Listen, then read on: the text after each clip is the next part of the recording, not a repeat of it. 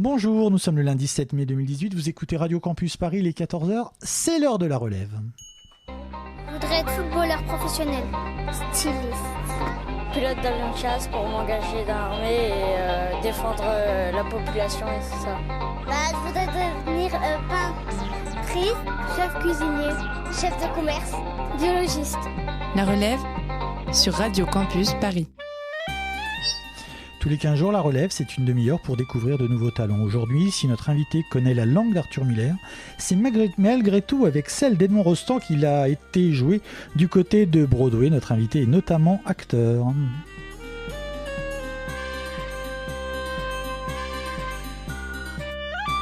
Bonjour David Serrero, vous êtes, je simplifie, donc acteur et chanteur d'opéra ? Absolument, et c'est un honneur de vous voir et de vous rencontrer et d'être dans vos studios. Surtout de me voir, je pense. Car ça fait des années que je me cache pour pas qu'on me reconnaisse. Vous êtes baryton ? Exactement. Même si vous avez une voix beaucoup plus grave, on aurait pu vous penser... je suis baryton basse. Enfin, une baryton avec une couleur sombre. Ouais. Et donc dans une carrière déjà bien remplie, vous venez de jouer récemment Cyrano de Bergerac à New York.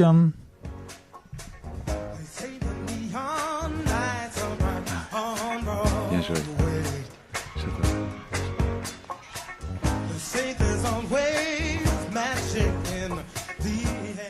Alors, on est en train d'écouter George Benson, Broadway. C'est bien fait, ouais. C'est du travail, hein. J'ai hésité avec New York. Je me suis dit que celui-là était un peu moins connu. Alors, qu'est-ce que ça vous inspire ?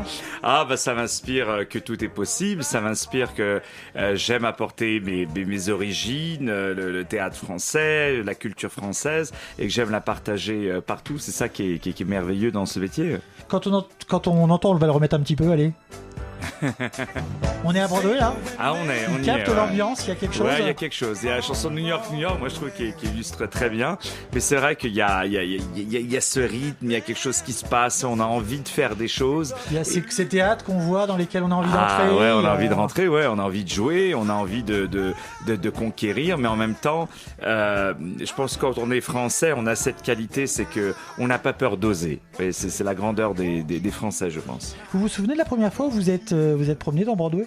Ah ouais, très très bien. J'avais 16 ans et j'étais complètement impressionné par vous voyez tous ces grands théâtres, par les musiques, par ça, parce que j'ai tellement lu sur Broadway, Sinatra, le jazz, qu'à la base j'étais pianiste de jazz à la base, et donc d'y être et de voir tout ça, bien sûr, j'étais extrêmement impressionné. Et vous étiez dans quel cadre, en vacances ? Oui, la première fois que je suis venu à 16 ans, j'étais en vacances. Ouais. Et vous êtes dit à nous deux New York comme un autre s'est dit un jour à nous deux Paris. Vous êtes dit un jour je chanterai là. Ouais. J'ai toujours su que quand je choisis quelque chose, quand je décide de faire quelque chose, j'y arriverai. Vous voyez, ça, j'ai eu ce petit flash qui m'est arrivé dans ma vie où j'avais un rêve complètement fou de rencontrer John Bon Jovi, le rocker, vous connaissez bien, je pense. Et un jour, je l'ai rencontré et je me suis dit, si j'y suis arrivé, c'est que je pense que tout est possible. Et donc, ce jour-là, à 16 ans, passant dans les théâtres de Bordeaux, vous êtes dit un jour, je rentrerai là ou pas ? Je sais pas si je me suis dit ça, mais je me suis dit un jour, je ferai tout pour que ma musique ou ma voix ou ma présence soit jouée sur ces scènes, ouais. C'est ça qui est beau. On va parler de l'aventure Cyrano à New York. Mais là, comme vous venez de nous dire, vous avez commencé comme musicien de jazz. Après, vous avez fait de la musique classique. Ouais. Quand on vient du jazz, vous aviez à peu près 18-19 ans, si je ne me trompe pas. Absolument. Ouais. Ça a été difficile. En fait, oui. Après, justement dans le jazz, on est plus dans l'improvisation, on est plus dans le rythme un peu flottant, etc. Ou au contraire, c'est groovy d'être un petit peu décalé. Dans le classique, c'est tout l'inverse. Il faut être vraiment très précis. On peut vous reprendre si au lieu de faire pam, pam, vous faites pam, babam, vous voyez, on va dire non, c'est pas exactement. Je suis même pas sûr que moi j'ai entendu la nuance. Ouais, non, mais moi, non, mais il y a des choses comme ça. Mais en même temps, je pense que la façon avec laquelle j'aborde l'opéra, le fait de mes origines, le fait que j'ai un père qui est né au Maroc, donc vous voyez, pas un pays qui est connu forcément pour l'opéra, mais vous voyez, ces origines-là, le fait comment j'ai grandi, etc. Pas du tout dans un milieu autour de l'opéra, mais le fait que voilà, j'ai dans mon sang, j'ai Broadway, j'ai le jazz, etc. Lorsque j'approche après l'opéra, je pense que je l'approche différemment. Eh bien, pourquoi y aller ? Ça ça vous suffisait pas le jazz et Broadway il vous faut toujours plus? Non, vous avez tout à fait raison. Je suis passionné par les gens et en fait, comme vous l'êtes d'ailleurs, et en fait, c'est le fait de chanter pour des répertoires différents qui m'ouvrent à rencontrer de nouvelles personnes. Et ces gens-là vous ont bien accueilli? On dit parfois que le monde de la musique classique est pas forcément très ouvert. Vous l'avez vérifié? Moi, ça j'ai pas eu vraiment de problème. J'ai eu quelques petits soucis à Paris. On me disait, mais qu'est-ce que vous connaissez à l'opéra, vous? Enfin, vous voyez, j'ai eu des petites réflexions comme ça. Mais je veux dire, j'ai toujours eu, mes rêves ont toujours été plus forts que n'importe quelle critique. C'est que j'ai toujours rêvé beaucoup plus que, si vous voulez, mes propres peurs ou des critiques, etc. Après, bon, c'est comme tout le monde, faut faire ses preuves. Bien sûr qu'au début, on m'a dit, mais vous n'êtes pas fait pour l'opéra. Puis d'autres gens m'ont dit, vous avez une voix pour l'opéra. Mais à partir du moment où moi, je croyais en moi-même, c'était déjà une personne, ça suffisait déjà pour me motiver. Alors pourquoi Cyrano et pourquoi New York? Ah, bah alors là, Cyrano, d'abord, c'est le rêve, je pense, de tous les acteurs français, hein, parce que c'est vraiment le patrimoine. Je dis toujours, c'est le patrimoine national. Bien sûr, il y a Molière, il y a Racine, il y a Feydeau, enfin, il y a plein de belles choses, mais Cyrano, c'est vraiment le héros romantique. Moi, personnellement, je m'identifie beaucoup à Cyrano. D'abord, j'ai un nez qui est assez important, mais surtout, c'est... et non, je m'identifie beaucoup à ce rôle-là. Et disons, voilà, j'ai la chance à New York d'avoir plusieurs théâtres qui me donnent les clés et qui me disent qu'est-ce que vous voulez faire, quelle production vous voulez faire, dites-nous l'œuvre que vous voulez faire et on vous suit. Donc voilà, quand cette saison j'ai voulu faire Cyrano, c'était tout de suite l'idée n'a pas été très facile à vendre entre guilles. Pourquoi? Parce que c'est pas connu aux États-Unis? Parce que c'est pas si connu que ça. Il y a toujours eu un peu, ça a jamais vraiment marché Cyrano aux États-Unis. Les gens n'ont pas trop compris le nez, etc. Ils croyaient que ils comprenaient pas le personnage. Ils croyaient que c'était quelque chose. On se moque du physique. Les Américains sont très puritains par rapport à ça. Et on peut pas faire de blagues sur des gens obèses. Vous voyez, ils sont très très puritains par rapport à ça. Donc, je pense que la pièce a eu voilà. Mais moi, j'avais en fait envie. J'ai apporté la pièce Cyrano en me servant de valeurs qu'ils connaissaient, c'est-à-dire que j'ai ajouté dans Cyrano des standards de jazz. Vous voyez, qu'on parlait du jazz, et en même temps des petites mélodies du musique du monde, etc. Donc, je me suis servi de références américaines. En même temps, j'ai refait une adaptation, puisque j'ai remarqué que toutes les adaptations qui avaient été faites en anglais de Cyrano, c'était une adaptation. Donc, on se détachait complètement de l'original, mais surtout, c'était fait par des native speakers, c'est-à-dire des gens qui sont anglais, qui sont pas français. Donc, vous voyez, il y a le style français qu'il faut pas perdre. Et puis surtout, c'était pas des gens vraiment de théâtre. Vous voyez, c'était certains des auteurs, des poètes, mais je pense qu'il y a un certain langage qui marche dans la bouche des acteurs et qui, je pense, ne marchait pas dans d'autres. Vous voyez, donc là, vraiment, j'ai trouvé, je pense, quelque chose qui rendait la chose fluide. Et il y avait comment dire, la langue de Rostand, donc l'auteur de Cyrano, elle a quelque chose de jazzy justement, puisque vous parlez de jazz, de rythme. Ah mais complètement, c'est une langue qui est très expressive, c'est une langue presque comme quand vous êtes au piano et que vous improvisez avec la main droite, c'est une langue presque avec une épée, vous voyez. Elle a une musicalité Elle a une musicalité vraiment jazzy. Ah complètement, moi j'y crois à 100%. Quand il est d'ailleurs, c'est pour ça que j'ai rajouté des standards comme My Funny Valentine, etc. Quand il est en dessous du balcon et qui dit toutes ces belles phrases à Roxane, c'est moi je pense qu'il y a vraiment une expression qui est très jazzy complètement. Ouais. Au moment de le traduire, de commencer à traduire, vous étiez comment? Vous aviez la main qui tremblait ou ça m'a ou c'était plutôt un pari qui vous amusait? C'était un pari qui m'amusait, bien sûr. J'ai un petit peu peur, mais j'ai eu de la chance, si vous voulez, de pouvoir me tester avant toutes les phrases, etc. J'ai eu la chance d'avoir des acteurs américains qui ont été assez fous pour entrer dans mes idées.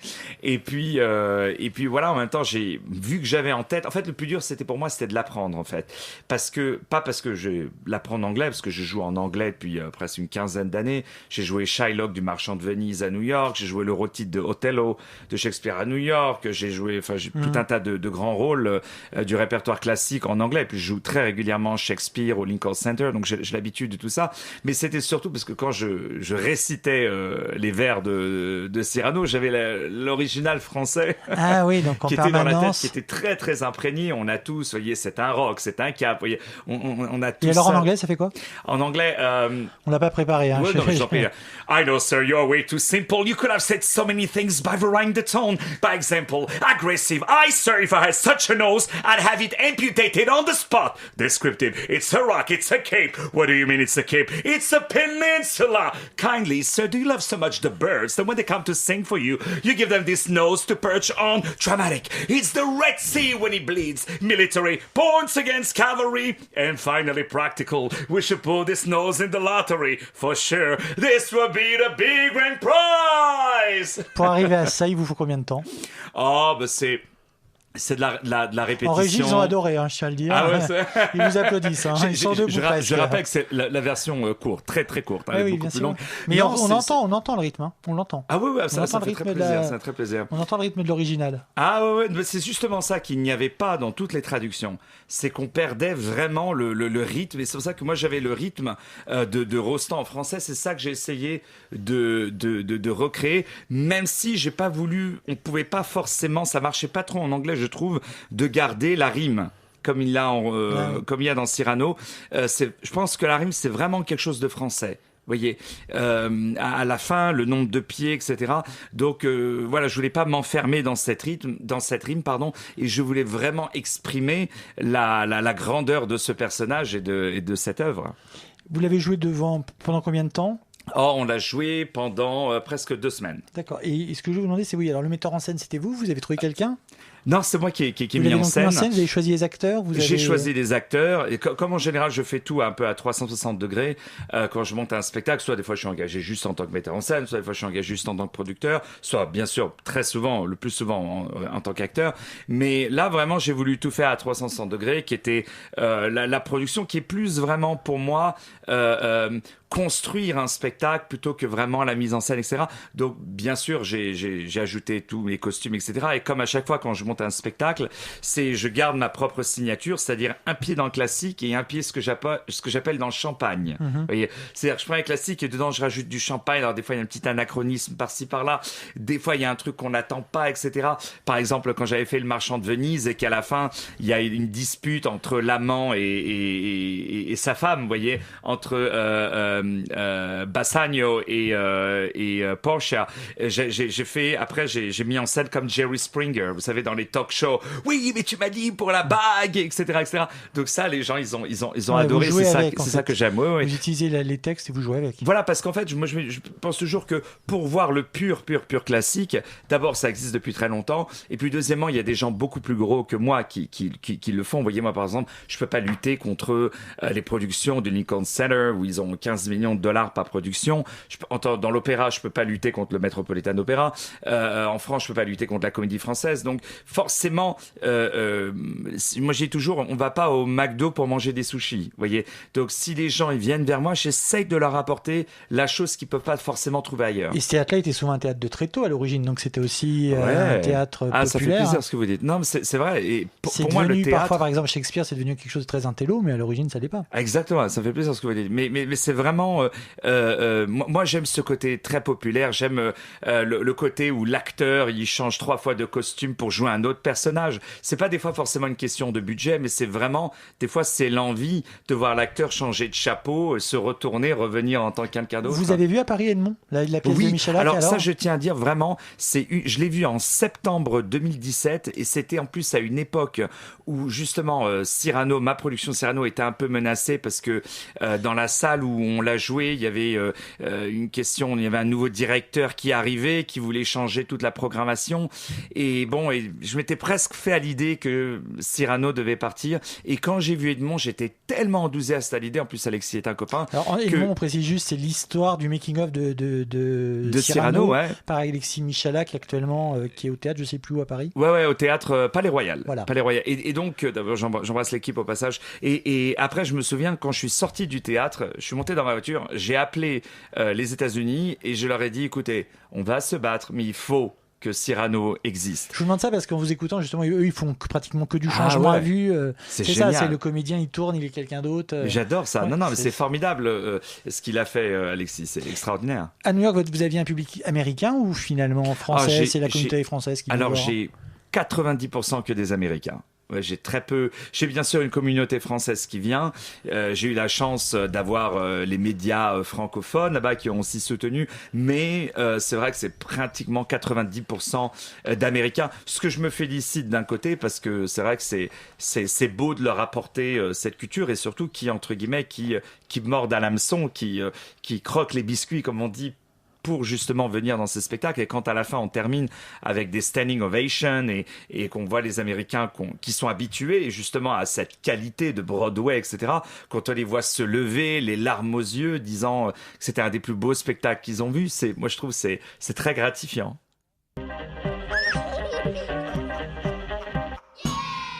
Nous sommes toujours avec David Serrero qui revient de New York où il a interprété Cyrano de Bergerac. Alors, est-ce que vous pensez que Cyrano finalement est un personnage typiquement français ? Ah oui. Ou est-ce qu'il a quelque chose d'universel que vous avez pu voir à New York ? Maintenant que vous me le dites, oui. Je pense qu'il est très universel parce que l'amour est universel. C'est l'histoire d'amour qui est universelle. L'histoire d'amour. Moi, il y a une phrase que je dis toujours à la fin de tous les spectacles que je fais. Il y a toujours une phrase de morale que je donne toujours après. Et ce que j'ai dit à la fin de Cyrano, c'est que on est tous des Cyrano. On a tous une part en soi d'homme brisé et on essaye d'exprimer nos sentiments. On a tous une part en soi qu'on trouve pas très belle, vous voyez, et qu'on essaye d'être admirable dans le reste, et des fois on n'ose pas dire nos sentiments, pas forcément à quelqu'un qu'on aime, mais en général. Côté français, c'est justement peut-être le côté code de l'honneur, cadet de Gascogne. C'est dur à dire ça, oui, cadet de Gascogne. Non, vous avez tout à fait raison, c'est vrai que c'est... un Américain, il s'exprime, il aurait été lui dire à Roxane. Ouais. Et si elle lui avait mal répondu, il aurait envoyé un mail. Il lui aurait dit qu'elle n'avait pas le droit de lui répondre comme ça. Non, mais ça, maintenant, ce qui est beau, c'est qu'il se sert de quelqu'un d'autre pour exprimer sa poésie. Après, c'est vrai que les gens ont vu, les Américains ont vu que Roxane était quand même une fille très exigeante pour avoir de la poetry, la poésie, pardon, comme ça. Mais non, c'est vrai que Cyrano est universel, mais en même temps, c'est le grand héros romantique français. Comme à ma connaissance, je ne connais pas beaucoup qui sont comme ça. Dommage, il n'y en a pas plus. J'ai lu quelque part que vous avez dit que c'était la plus belle histoire d'amour du théâtre. Ouais. C'est quand même l'histoire d'amour la plus triste aussi. Oui, mais en même temps, une histoire d'amour, si elle n'est pas triste, c'est pas une belle histoire d'amour. Ah oui, donc c'est bien ce que je pensais. Vous faites partie de ceux qui pensent qu'il n'y a pas d'amour heureux, alors. Je pense qu'il y a d'amour heureux, mais en même temps, malheureusement, de nos jours... Quand il est un peu malheureux, c'est mieux. Ouais. C'est ça. Non, mais en même temps, c'est toujours quand on appuie les personnes qu'on réalise à quel point on les aime. C'est aussi ça. Et moi, j'ai les 2-3 petits cheveux gris que j'aime m'ont appris à dire aux gens qu'on aime, qu'on les aime. Parce que justement, on ne sait pas de quoi demain sera fait. Et il y a ce proverbe qui dit on ne dit jamais à la fontaine qu'on ne boira jamais son eau. Ouais. Vous voyez. Mais... Donc, ouais, non, c'est vrai que la fin de Cyrano est assez déchirante finalement, parce que c'est exactement ça. C'est quelle vie on aurait pu avoir et on ne vit jamais au conditionnel. Exactement. Il est toujours au présent. Quoi. Mais en même temps, il le dit, Cyrano, quand il jette, vous voyez, cette bourse avec tout son argent, il dit mais quel gâchis, il dit mais quel geste, vous voyez. C'est le panache qui peut rattraper le gâchis. Oui, c'est le panache, mais en même temps, il est mort comme il a vécu, avec cette grandeur, avec cette expression. Donc il fallait une grande mort, et je pense que il y aurait, si Cyrano aurait vécu une histoire d'amour avec des enfants, avec Roxane, etc., je pense que ça n'aurait pas eu le succès. C'est justement ça, voilà, qui meurt à la fin. Je trouve que c'est beau. Et puis pour un acteur, mourir sur scène, je pense qu'il y a rien de plus beau. Quand j'ai joué Don Quichotte de l'Homme de la Mancha, justement il y a une phrase où il dit quelle gloire pour un acteur mourir 2 fois dans la même soirée. Je crois que c'est ça qui est merveilleux. J'imagine vous en avez vu plusieurs des Cyrano, vous en avez un préféré? Pour moi, un des meilleurs que j'ai vus, c'est le Cyrano de Denis Podalides à la Comédie Française. Ouais, pour moi, c'est le meilleur que j'ai vu à ce jour. C'est terrible parce que je crois que je l'ai vu aussi et je crois que l'image qui me vient tout de suite, c'était l'image de la rôtisserie qui était sublime. Ah ouais. Je suis désolé, j'aime manger. Et... Ouais, mais surtout moi, ce que j'aime il y a aussi celui de comment il s'appelle Daniel Sorano. Oui, qui l'a fait en version film. Puis bien sûr, il y a le grand Depardieu. Moi, je pense aussi à lui, évidemment. Ouais, mais je pense qu'il y a aussi c'est le texte, c'est surtout le travail du texte, l'enchaînement, etc., qui est très beau. Donc là, alors qu'on écoute encore Suzanne Vega qui est dans Tom's Dinner, très très new-yorkais, une chanson très très new-yorkaise, j'ai l'impression que vous produisez davantage aux États-Unis qu'en France, et parce qu'on vous demande plus là-bas, parce que vous aimez plus aller là-bas. J'habite aux États-Unis depuis plusieurs années, à New York depuis plusieurs années. Moi, je suis là un peu où ma carrière m'emmène. Là, je suis venu en France que j'ai un concert à Mulhouse. Je rentre assez souvent, presque une fois par mois, pour des engagements à Paris. J'aimerais faire plus de... là, en ce moment, je tourne beaucoup de séries aux États-Unis. J'aimerais tourner de plus à Paris. Mais bon, je suis là un peu, là, ma carrière m'emmène. Mais moi, je suis toujours français, parisien, amoureux de la France, amoureux des Français, du public français qui était là à mes débuts et qui est dans mon cœur tous les jours. Donc vous êtes un Parisien à New York. Un Parisien à New York, etc. Comme un American in Paris, mais je suis un Parisian in America. C'est ça. Il y a quelques années, vous avez travaillé avec Jermaine Jackson. Ouais. Moi, j'ai vu ça. Il y a la théorie qui dit qu'on est à 6 degrés de chaque personne. Grâce à vous, je suis passé à 3 degrés de Michael Jackson. Ah ouais, c'est vrai. Si vous pouvez nous parler de Jermaine Jackson. Écoutez, c'est une très belle expérience. D'abord, c'est un rêve qui se réalise, parce que travailler avec un Jackson, c'est toujours extraordinaire. Et puis non, j'avais cette idée à la base de faire une comédie musicale, enfin un spectacle à base d'un chanteur d'opéra, donc moi, et puis d'une pop star. Et j'en ai parlé à quelqu'un que je connaissais à Los Angeles, et il me dit, mais à qui tu penses comme pop star? Et j'ai dit, je sais pas, mais il faut que le nom sonne très pop, quoi. Par exemple, Michael Jackson, j'aurais aimé faire quelque chose avec lui. Il me dit, je connais justement son frère. Et après, voilà, l'idée a émergé avec Jermaine, qui était de raconter l'histoire des Jackson à la première personne, parce que souvent, il y a eu des livres racontés par des journalistes, des fans, etc. Mais il n'y avait jamais eu vraiment l'histoire racontée des origines, comment cette famille partie de rien est devenue l'une des familles les plus importantes du showbiz américain. Et donc, ça, c'était raconté avec des images d'archives, des chansons uniques, etc. Et en même temps, je trouvais que Jermaine avait une voix un peu à la Nat King Cole. Donc j'ai produit et réalisé un album de standards de jazz dans lequel on a fait un duo sur Les Feuilles Mortes qui a été un succès pratiquement mondial. Et ouais, on l'a joué à Paris, on l'a tourné en France. C'était vraiment une aventure pour moi extraordinaire. Et j'ai beaucoup appris en tant que chanteur. Alors de même, j'ai toujours lu, en préparant cette émission, que vous aviez enregistré dans un endroit qui vient de fermer il y a très peu de temps, qui sont les mythiques studios Davout du 20e arrondissement. Est-ce que vous nous en parlez un tout petit peu? Ah, j'adore. Je vois le temps qui court. Parce que tous les musiciens disent que c'était un endroit extraordinaire. C'était un endroit extraordinaire. Il y avait un son extraordinaire. Pourquoi? Parce qu'ils avaient les machines de l'époque. Vous voyez, aujourd'hui, quand vous enregistrez, vous avez les logiciels qui reprennent un certain son. Tandis que là, vraiment, on avait le mélange entre l'ancien et le nouveau. Mais surtout, il y avait le savoir-faire. Je pense à mon ami Jean-Loup Morette, qui est le meilleur ingé son, qui a enregistré Madonna, enfin tous les plus grands. Ils ont enregistré tout le monde au studio. Ils ont enregistré tous les plus grandes stars. Et donc lui, il a enregistré, je crois que j'ai fait 3 ou 4 albums chez eux. Et vraiment, il y avait un son, une patte, une écoute, une oreille et des machines qu'on retrouve plus, quoi. Une reverb. Enfin, c'était vraiment. C'est autant les gens qui étaient la compétence des gens qui était importante qui faisaient le son. Oui, parce que c'est l'endroit. Moi, je pensais que c'était l'endroit, le parquet, la hauteur sous plafond. Il y a aussi ça, mais je pense qu'il y a aussi le savoir-faire. Si vous me donnez à moi le violon le plus cher au monde, je serais incapable de faire une note dessus. Je pense que c'est vraiment le mélange des deux. Ouais. Là, vous êtes de retour à Paris. Ouais. Comme vous l'avez dit, vous allez faire un concert à Mulhouse bientôt. Ouais. Cyrano, c'est fini pour vous? Vous allez revenir? Alors, j'ai face au succès là qu'il y a eu, on m'a redemandé d'autres dates, mais malheureusement, j'avais mon emploi du temps qui ne le permettait pas. Je joue en juin Don Giovanni, Don Juan à New York, donc je suis très content.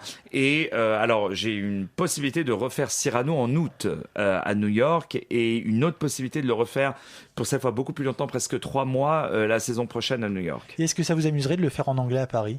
Ah, j'adorerais. Mais je non, sais mais pas s'il y même aurait un le public, jouer en mais- français, je l'ai jamais Ah oui, joué en français. Ah oui, vous l'avez jamais joué en français. Ah, je l'ai jamais joué en français. C'est vraiment un rêve. Ah, mais je Alors que rêve oui, de moi jouer. je lisais dans le dossier de presse que enfant vous le connaissiez déjà par cœur. C'est pas. Oui, c'est je- quelque chose qui remonte à loin pour vous. là.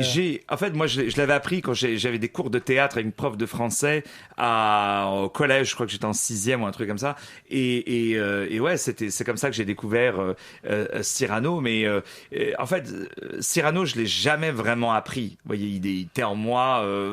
J'avais les vers en moi, en fait. Mais c'est vrai, quand j'ai dû l'apprendre en anglais, c'est vrai qu'il y a quand même beaucoup de textes. Hein. C'est quand même 3 heures assez intenses où je dois dire, à la fin, j'étais tellement vidé de chaque représentation que je devais boire presque 2 litres d'eau de suite tellement je perdais. Ça vous fait hésiter à le reprendre? Ça, pardon? Ça vous ferait hésiter à le reprendre? là, Ah, vous pas disiez- du tout. Ah, je rêverais. Je rêverais de le reprendre. Ah, complètement. Eh bien, écoutez, merci beaucoup. Ça est passé très très vite. C'était La Relève, épisode 14, saison 2. C'est déjà fini. Merci David Serrero d'avoir C'était été... un honneur d'être à vos côtés et je vous remercie pour votre travail et votre savoir-faire. Merci. Et merci à toute l'équipe, vraiment. Merci à vous. Vous retrouverez beaucoup d'informations, donc notamment votre page internet, vos dates, tout ça, sur le site de La Relève Radio Campus. À la réalisation, il y avait Louis Julien qui est encore debout à vous applaudir, Christophe à la présentation. Vous retrouverez donc tout sur la page Radio Campus. Nous, on se retrouve dans 335 heures pour un nouveau numéro de La Relève. C'est dans 2 semaines. D'ici là, je vous laisse à l'écoute du programme musical de Radio Campus Paris. Vous retrouverez ce soir à 19h la matinale. Non, ce n'est pas une erreur, ni une question de décalage horaire, c'est juste une blague. Merci, au revoir.